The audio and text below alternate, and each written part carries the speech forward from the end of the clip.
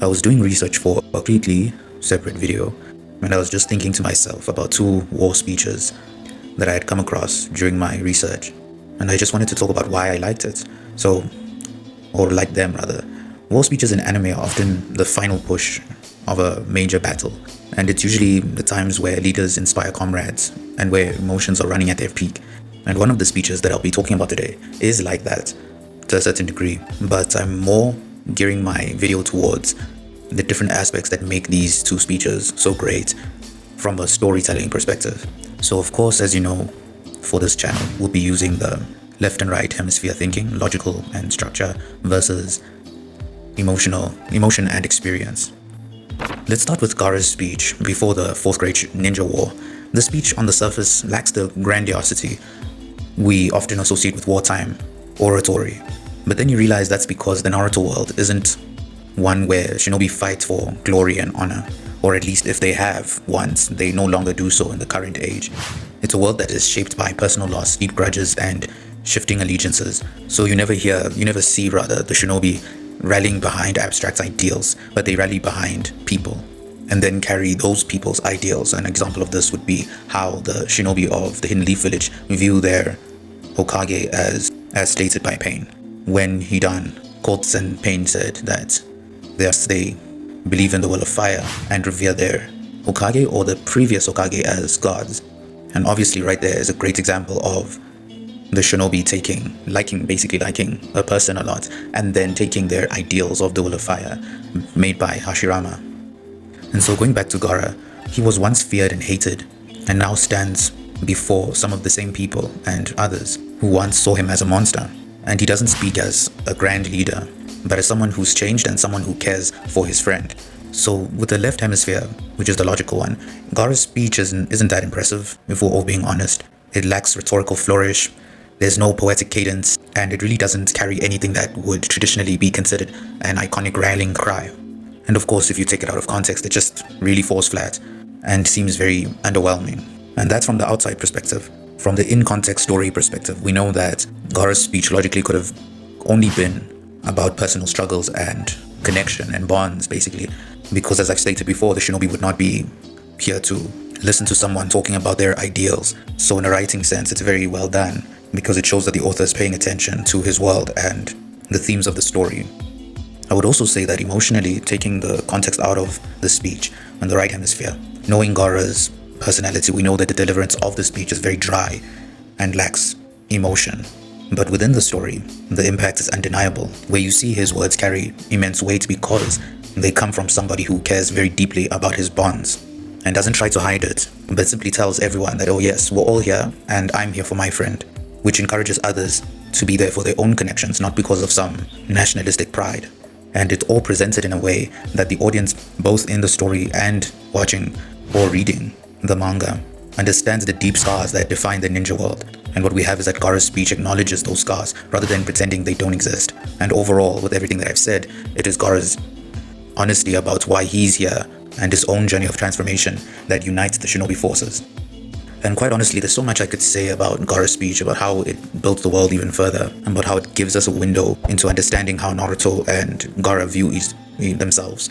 Especially about how well timed it was, because it was a good excuse as for essentially being very on the nose about how a character views themselves and their position as a Jinchuriki, and that's spreading towards Naruto as well. And then in that time frame of the war, it is revealed to both of these characters that either their parents or their parents did not view them as the weapons that they viewed themselves as.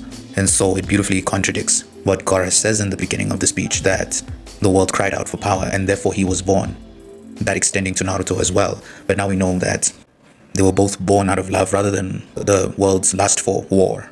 And in such a beautifully great way, story writing wise, it sets up for the destruction of the false perception that both Naruto and Gaara have of their pasts. And especially, of course, does so much for Naruto's character. But I've gone off of topic for too long. And like I said before, I could talk about the speech and what it means and how it was so great writing wise for a long time, but we don't have time for that. The second one that I saw during research was Erwin or Erwin's. If he's European, it might be Erwin, but his speech in his final charge against the Beast Titan. What you see that it's raw, it's desperate, and it's terrifying. What we have is like, unlike Gaara, whose speech was about uniting, Erwin is in the thick of it. He doesn't have the luxury of standing before his soldiers with a hopeful future in his mind. His men are marching towards their deaths. And from a logical standpoint, the left hemisphere, Erwin's speech is brutally efficient. It doesn't sugarcoat their situation. It acknowledges the fear and the horror and the despair. But in doing so, he strips away all illusions of hope. Instead, his words offer purpose. And I really like how he structures a speech to make the soldiers question their existence, and then channeling that frustration towards the single moment of defiance. Emotionally, for the audience, I would say, at least for me, I'm the audience. If I get myself out of an editor position, the speech is devastating. It taps into a primal fear of dying without purpose and somehow replaces it with something greater. The way that Erwin's voice shakes in both the sub and the dub is unforgettable. And I think that the greatest aspect of that speech is that it doesn't inspire in the traditional sense, but forces the soldiers to confront their reality and forces them to choose defiance over despair. And so those were my feelings on Erwin's speech. But I do want to talk about a memory I just had in the Naruto Fourth Shinobi War, where when I think about it, they also had a moment of hopelessness, where you had, at least comically for me, you had shinobi who were seeing what Naruto and Hashirama and all the others were doing on the battlefield, and they began to wonder something that was really striking to me, which was they started to wonder why they were even there in the first place. Because if you looked at the battlefield, everyone was just doing too much. It was too much. I'm sorry, I almost laughed, but it was truly crazy what we were hearing from like Hashirama, when Hashirama was looking at Obito when he had transformed, and then he was like, yeah, this guy, I think he's now finally stronger than I was when I was alive. And I think that should have been the first indication for everyone to just run away. Not everyone, but all the normal shinobi, where they should have understood that this was completely out of their scope. And I know that during the Naruto series, all the way from the beginning, there's always these little hints that are given about how crazy things are going to get. Like, you can take the example of the first chapter where you see the Nine-Tails Fox, but I'd say that it was most prevalent when you were seeing the very skillful fight of the third Hokage versus Orochimaru and the first Hokage and the second, the reanimated first Hokage and the second Hokage, where what you kept on hearing was like skillfulness, where it's like, oh, and the display of skill within the confines of the barrier. And then that's when I was thinking about it, that the first Hokage performed a jutsu, it was looking crazy. They were performing jutsu that looked crazy, but it was always itching at me at the back of my mind that they're restricted at this time. What could they possibly do if they weren't restricted? And then we get like a perfect mirror view, because at the same time that this was happening, Naruto and Gaara were fighting, and they're gaining, well, Gaara is gaining in name alone, but their fight, they took out their summons, their fight was damaging the forest. It was being compared to a natural disaster. And I think it was then that I realized that the shinobi in Naruto's world are shinobi in not necessarily just concepts, but more in an abstract nature. Like, if somebody were to like describe the shinobi and their beliefs and the world that they live in to someone else who knew about ninja, they would say, oh yeah, I see it, in terms of in an abstract conceptual way, that, oh yes, they have these beliefs, they view themselves as weapons.